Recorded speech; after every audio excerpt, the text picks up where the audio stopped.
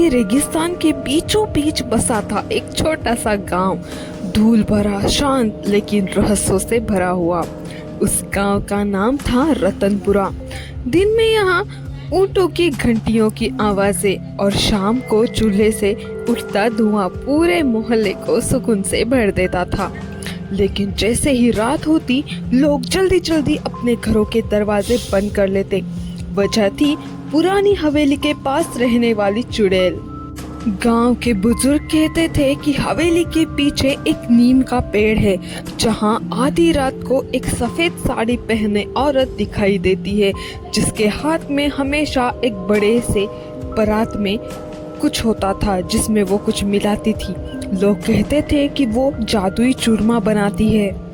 लोग ये भी कहा करते कि जो भी उस चूरमे को खा लेता, उसकी सबसे बड़ी इच्छा पूरी हो जाती, लेकिन बदले में कुछ बहुत कीमती छीन जाता था। गांव के बच्चे इस कहानी को सुनकर डरते भी और उत्सुक भी रहते। इन बच्चों में हमेशा से ही जिज्ञासा रहती थी, क्या सच में उस जादुई चूरमा खाने से हमारी इच्छा पूरी होगी? अगर ऐसा है तो कितना अच्छा। मगर उन्हें इस बात का डर भी सताता कि अगर इच्छा पूरी होने की लालच में हमसे हमारा कुछ कीमती छीन गया तो, इसीलिए उसके अंदर डर भी बना रहता। रतनपुरा में ही रहती थी 14 साल की लड़की गौरी। वो बहुत होशियार थी और मेहनती, लेकिन उसके परिवार की हालत बहुत खराब थी। उसके पिता बीमार रहते थे और माँ घर घर जाकर काम करती थी और इसी से उनका घर चलता था। अगर एक दिन भी माँ उसके काम के लिए ना जाए तो घर में चूल्हा जलना भी बहुत मुश्किल था। घर की इन हालातों को देखकर गौरी सोचती, गौरी का सपना था कि वो पढ़ लिख कर बड़ी बने और अपने परिवार की हालत सुधारे, लेकिन पैसों की कमी की वजह से उसे स्कूल छूटने वाला था और इस बात से वो बहुत परेशान रहने लगी थी।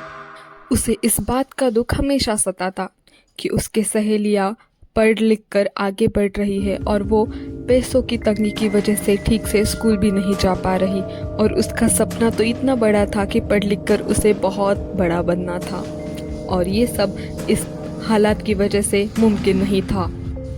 एक दिन उसने अपनी माँ को रोते हुए सुना।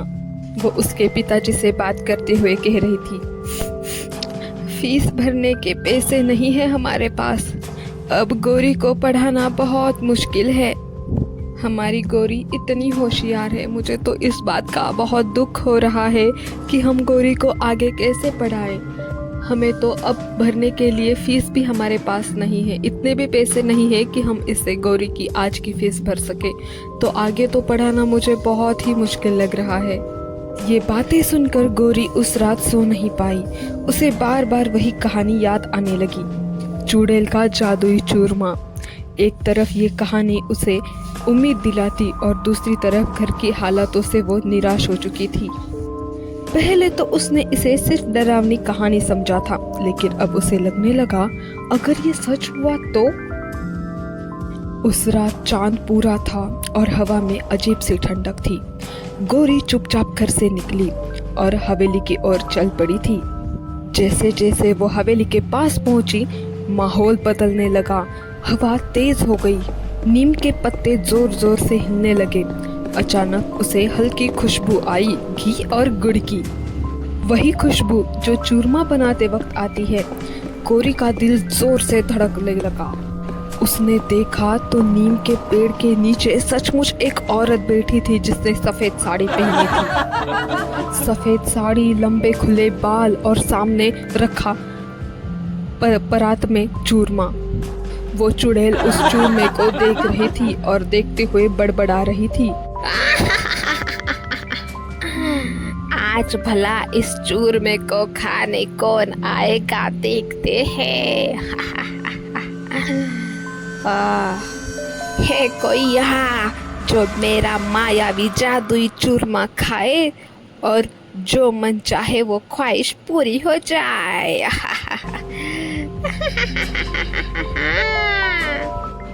ये बातें सुनकर गौरी डरते डरते आगे बढ़ी। कौन हो तुम? गौरी ने पूछा। वो चुड़ैल मुस्कुराई।